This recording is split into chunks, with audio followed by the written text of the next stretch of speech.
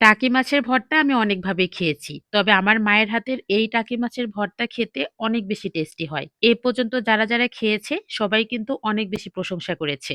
আজকে আমি আমার মায়ের থেকে শেখা টাকি মাছের ভর্তার রেসিপি আপনাদের সাথে শেয়ার করব। তো ১ম এ আমি কড়াইয়ের মধ্যে অল্প একটু দিয়ে দিলাম সয়াবিন তেল। গরম তেলের মধ্যে ৪ থেকে ৫ টার মতো শুকনা মরিচ একদম মুচমুচে করে ভেজে নিব। মরিচগুলো ভাজা হয়ে গিয়েছে, এবার উঠিয়ে নিলাম। আর ওই তেলের মধ্যেই এখন বেশি করে পেঁয়াজ, রসুন আর অল্প একটু আদা কুচি দিয়ে দিলাম। টাকি মাছের ভর্তায় পেঁয়াজ আর রসুনের পরিমাণটা বাড়িয়ে দিলে খেতে কিন্তু বেশি টেস্টি হয়। পেঁয়াজ, রসুন আর আদা কুচি একদম গোল্ডেন ব্রাউন কালার হয়ে আসা পর্যন্ত ভেজে নিতে হবে। পেঁয়াজ, রসুন ভাজা হয়ে গেলে আমি বাটির মধ্যে এগুলোকে উঠিয়ে নিলাম। আর ওই কড়াইয়ের মধ্যে 1/2 কাপ মতো দিয়ে দিলাম পানি। পানির মধ্যে দিয়ে দিচ্ছি 1/2 চামচের মতো হলুদের গুঁড়া। এবার হলুদের গুঁড়ার সাথে পানিটাকে ভালো করে নেড়ে-চেড়ে মিক্সড করে নিলাম। এরপর এর মধ্যে দিয়ে দিচ্ছি আগে থেকে কেটে পরিষ্কার করে রাখা টাকি মাছ আর সাথে বেশ কিছুটা কাঁচামরিচ। সামান্য একটু লবণ দিয়ে এবার আবারও ভালো করে নেড়ে-চেড়ে মিশিয়ে নিতে হবে।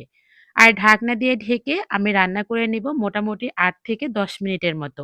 মাছ সেদ্ধ হতে কিন্তু খুব বেশি সময় লাগে না।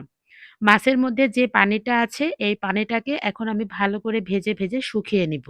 আমরা তো সবসময় দেখা যায় মাছ ভেজে এরপরে ভর্তা করি। তবে মাছ সেদ্ধ করে তেলের মধ্যে ভেজে ভর্তা বানালে কিন্তু এর স্বাদ একদম ভিন্ন রকম হয়।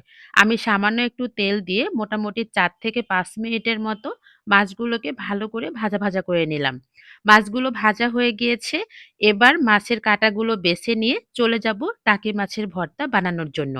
একটা বাটির মধ্যে আমি ভেজে রাখা পেঁয়াজ, রসুন, আদা কুচি সাথে শুকনা মরিচ আর লবণ দিয়ে ভালো করে কষলিয়ে নিচ্ছি।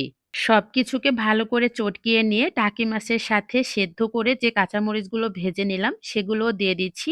টাকি মাছের এই ভর্তায় চেষ্টা করবেন কাঁচামরিচ আর শুকনা মরিচ ২ টাই ব্যবহার করতে, তাহলে দেখবেন খেতে অনেক বেশি টেস্টি হয়। এখন এর মধ্যে দিয়ে দিচ্ছি ২ চামচের মতো সরিষার তেল। সরিষার তেল দিয়ে সবকিছু ভালো করে মাখিয়ে নিয়ে এখন এর মধ্যে কাটা বেছে রাখা টাকি মাছগুলো দিয়ে দিচ্ছি। টাকি মাছগুলো দিয়ে এখন ভালো করে নেড়েচেড়ে ভর্তাটা বানিয়ে নিচ্ছি। যারা ভর্তা প্রেমী আছেন তারা একদিন টাকি মাছের ভর্তা এইভাবে বানিয়ে দেখবেন। এইটার স্বাদ একদম মুখে লেগে থাকবে। গরম ভাতের সাথে এই টাকি মাছের ভর্তা থাকলে আমার আর কোনো কিছুই লাগে না।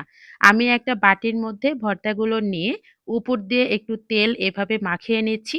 আর এতে করে কিন্তু ভর্তাগুলো অনেক টাইম থাকার পরও ড্রাই হয়ে যাবে না। তো সবাই ভালো থাকবেন। আজকে চলে যাই। আমার আজকের ভিডিওটি আপনার কাছে কেমন লাগলো? একটা কমেন্টস করে কিন্তু জানাতে ভুলবেন না। যদি ভালো লেগে থাকে প্লিজ লাইক, কমেন্ট, শেয়ার করে আমার পাশে থাকবেন। আল্লাহ হাফেজ। আসসালামু আলাইকুম।